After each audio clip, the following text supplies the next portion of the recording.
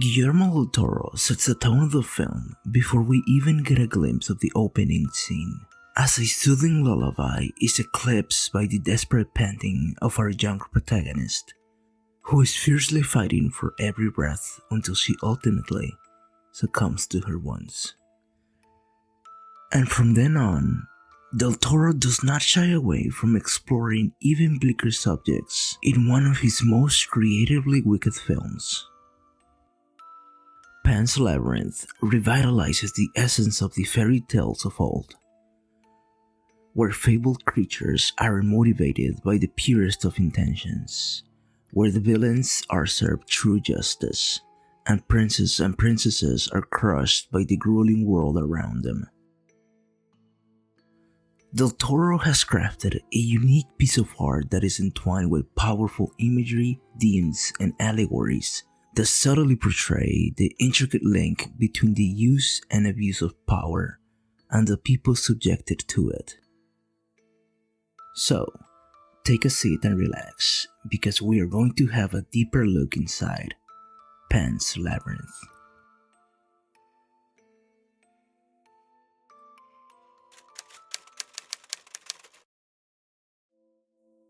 Set in 1944 Spain, the story revolves around a young girl named Ofelia, who is traveling to a mill with her sick and pregnant mother Carmen, at the request of her new stepfather, who happens to be a high-ranking officer in the Spanish Fascist regime. Captain Vidal, despite being in the middle of a skirmish with some of the local guerrilla fighters, wants his son to be born in his presence, as has been a tradition within his family for generations. Ofelia, on the other hand, is by her mother's side, aiding her and her unborn stepbrother in any way she can. The story takes a twist when in the middle of the night, she is visited by a bug who is transmuted into a fairy, who urges her to get out of bed and follow it to an ancient labyrinth nearby, where she is greeted by a decrepit faun. The faun reveals that Ofelia is no ordinary girl. She, in fact, is a princess from a magical realm who lost her memory after leaving her kingdom centuries ago. He also tells her that in order to regain her kingdom, she needs to complete 3 tasks. The first task is going inside an ancient tree and poison a giant toad that is slowly draining the tree of its life. Whilst this was happening, things in the real world have deteriorated quite quickly. Captain Vidal is growing more vicious by the day, and we learn that one of the handmaids, Mercedes, is aiding the rebel group by supplying them with intel and supplies. Preoccupied with the deteriorating health of her mother, Ofelia is distracted from her fantastical quest until the faun returns in the middle of the night and gives her a mandrake to keep her mother healthy and a piece of chalk to be used in her next task. The second task is far more terrifying than the first, and perhaps one of the most iconic scenes in the film. She has to retrieve an ancient blade within a short period of time, but the blade is hidden in a chamber that is guarded by a grotesque monster. This beast has a banquet in front of him, filled with succulent meat and ripe fruit. Ofelia simply has to resist the temptation to take anything from the table, and the monster won't be awakened from its slumber. She, however, is mesmerized by some of the scarlet grapes and eats them, which awakens the demon. 2 of the fairies try to distract it and are promptly devoured, and thanks to their sacrifice, she's able to escape just in time. Returning to the real world, the faun finds out about her failure and is enraged, and tells her that she is not ready to return to her kingdom, apparently bringing her magical crusade to an end. Meanwhile, events in the real world are worsening at an exponential rate. Her mother dies in childbirth. Vidal also finds evidence that Mercedes is a spy, captures her, and before being able to torture her, she slashes his mouth and is able to escape. Ofelia, broken by the death of her mother, is approached by the faun one more time. This time, she has to take her baby stepbrother and bring him to the center of the labyrinth. Vidal catches her in the middle of the act and pursues her throughout the maze. Once Ofelia gets to the center, the faun tells her to use the ancient blade to get some blood from her stepbrother. Horrified by the request, she refuses and the faun leaves her alone with Vidal, who fatally wounds her. Meanwhile, the rebels launched a surprise attack and were able to defeat the fascist army, and they directly confront Vidal. Before he could finish his final request, he's murdered in cold blood. Mercedes finds Ofelia in the brink of death and consoles her with a lullaby as she leaves this world. Ofelia, however, awakens in the middle of a throne room and is surprised to find that she had actually passed the third task, as she had sacrificed herself before harming an innocent life. And just like in traditional fairy tales, Ofelia ruled the underworld kingdom with kindness and justice for centuries, bringing her nothing but love from her subjects and prosperity for her kingdom.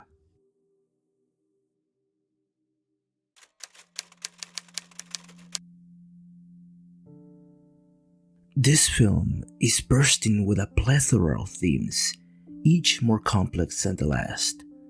But I'd like to focus on what perhaps is one of the most prominent, and that is the allure of the past.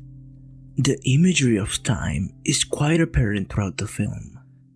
The first introduction we have of Vidal is not of him, but of his broken watch, a memento he inherited from his father. And although on the surface Captain Vidal may seem like a typical villain, one who enjoys power, has narcissistic tendencies, and takes pleasure in the agony of others, there's a surprising complexity to his character. He is strangely overprotective of his watch.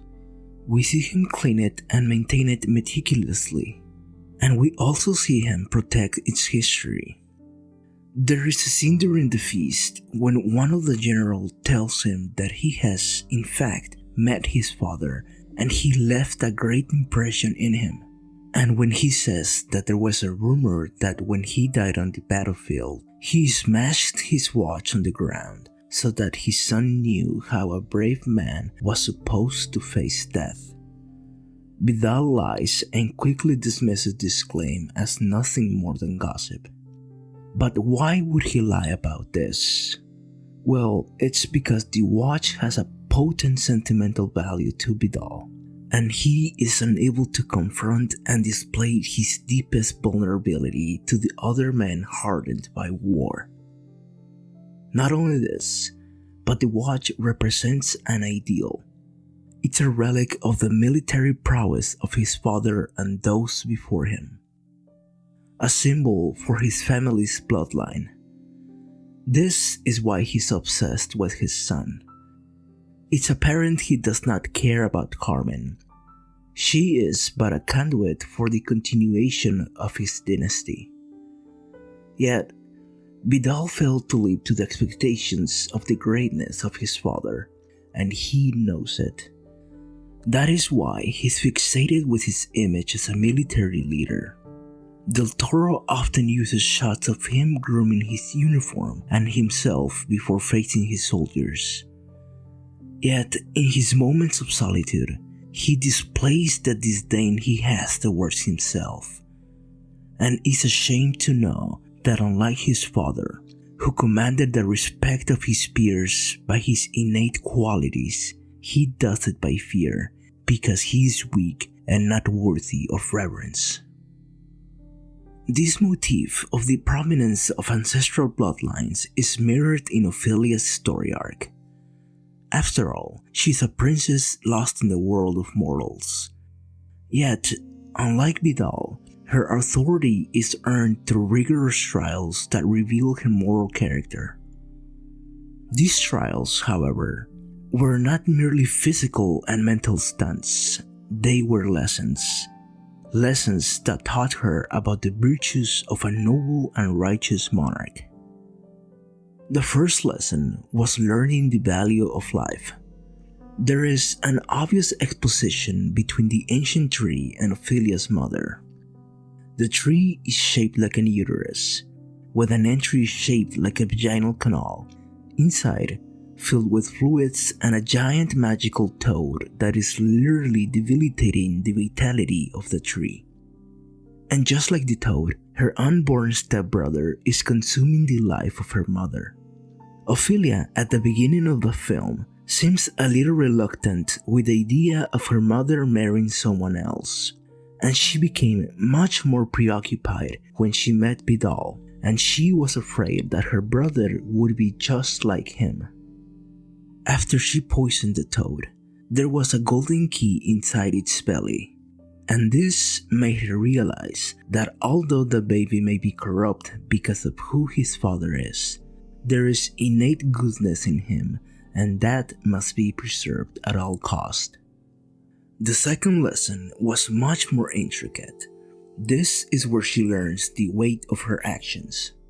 She is strictly told by the faun that she must not touch anything from the monster's table, and she, at first, avoids the feast before retrieving the dagger. However, it is peculiar how the fairies were guiding her to open the ground door. But she, almost as if remembering a snippet from her past life, decides to ignore them and open the door next to it. This sudden and almost instinctual decision evokes a sense of ego in her, and this is what drives her to once again ignore the fairies and eat some of the grapes from the table. But this time, her decision led to the death of two innocent creatures, failing to return to the real world in time and having to escape on her own terms. This idea could be explored further by analyzing some of the imagery and symbolism of this scene.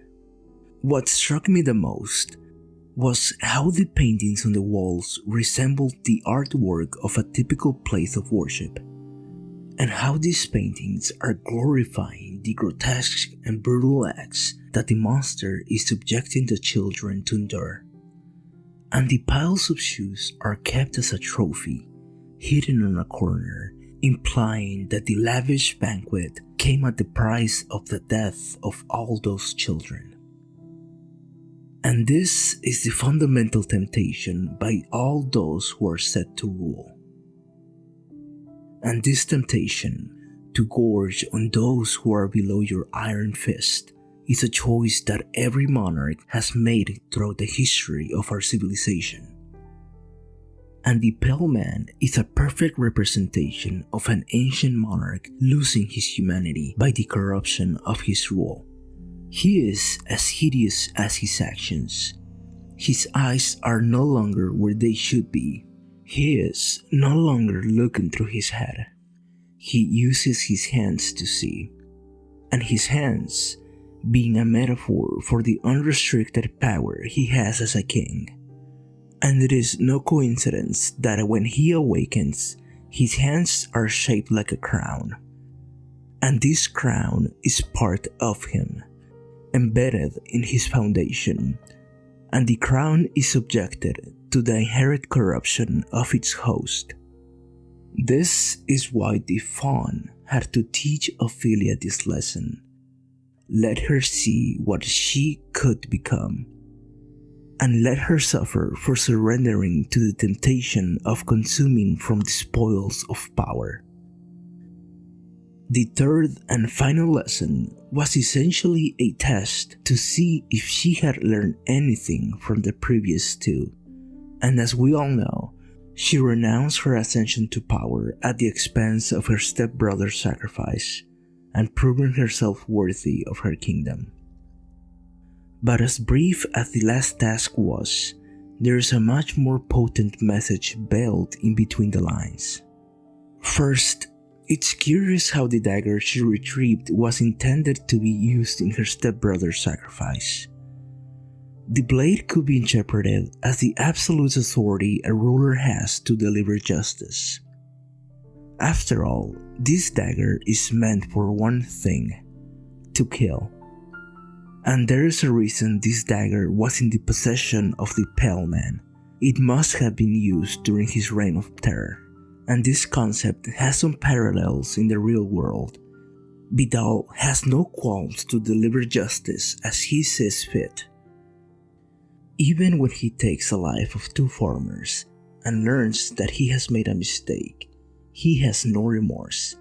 In fact, it's simply just a minor annoyance, and he forgets about it rather quickly. And then we have Mercedes, who throughout the movie we see her carry a kitchen knife, sheathed and close to her. Yet, although she had many opportunities to use it, she never does, until it was absolutely necessary when she was in immediate peril. And this contrast between Mercedes and Vidal gives the viewer a glimmer of hope that perhaps there is true justice in the world, and that the rebels and Mercedes were nothing like the regime Vidal was serving. Yet, near the end, when the rebels surrounded Vidal and he is unarmed at their mercy, Mercedes gives the go-ahead, and he is executed right there and there, just like Vidal had done to the farmers, making us wonder if perhaps this was all for nothing, and no matter who is at the helms of power, the results will always be the same.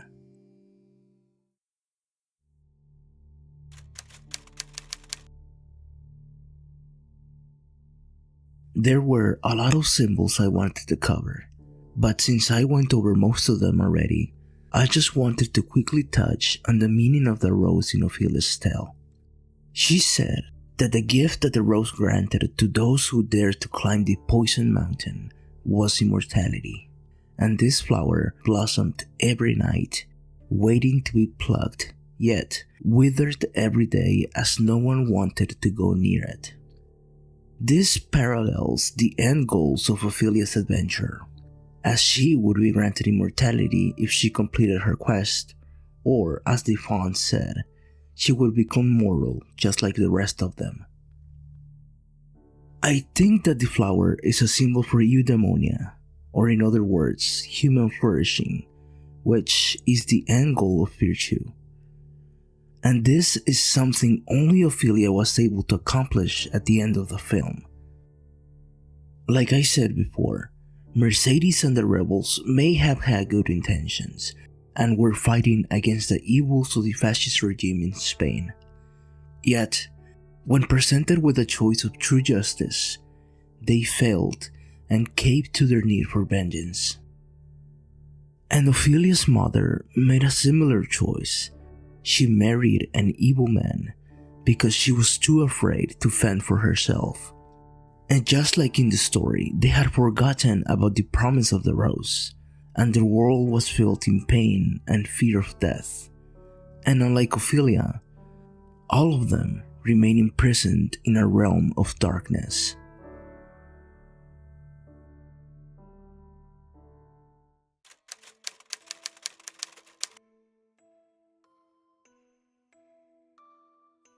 Many believe that Pan's Labyrinth depicts the fantasy of a child amidst the brutality of the real world, where one is filled in color and the other is nothing but gray, and that every system is destined to crumble under the corruption of man. But perhaps tyranny is not the failure of the ruler, it is the failure of all, a failure in our characters and virtues. And perhaps fantasy and reality are one of the same, and while the cynics call it a fairy tale, an unattainable dream, I beg to differ. In truth, the answer is always there. You just need to know where to look.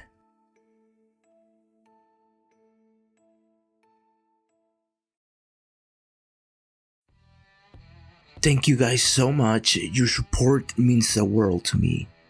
Have you seen Pan's Labyrinth? What do you think about it? Please share, like, and subscribe, it truly helps. I plan to make more analysis of Guillermo del Toro films, If you have any suggestions in particular, let me know. Once again, thank you and see you next time.